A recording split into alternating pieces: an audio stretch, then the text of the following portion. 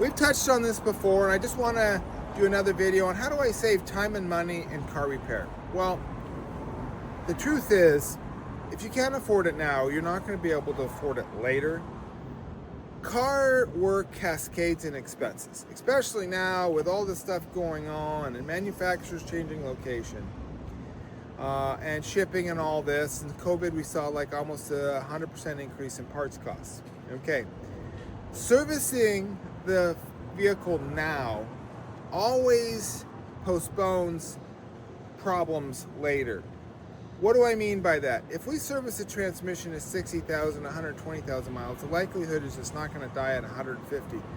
And some makes and models, you go 150,000 miles or 100,000 miles, you go 50,000 miles too long on the transmission fluid and they're done, right? Similarly to the other things. What happens when the fluids don't get replaced is they're basically causing damage, okay? So these basic services that some cars might take might be $600 to $1,200 at services like belts and hoses, and maybe it goes more than that. Belts, hoses, fluids.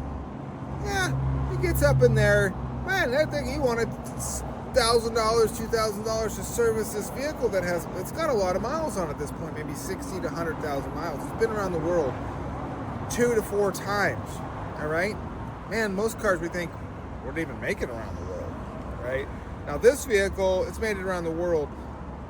What we're doing is we're getting those services done because that's going to save us from having catastrophic repairs like lines with leaks in them, hoses with leaks in them, and things like that.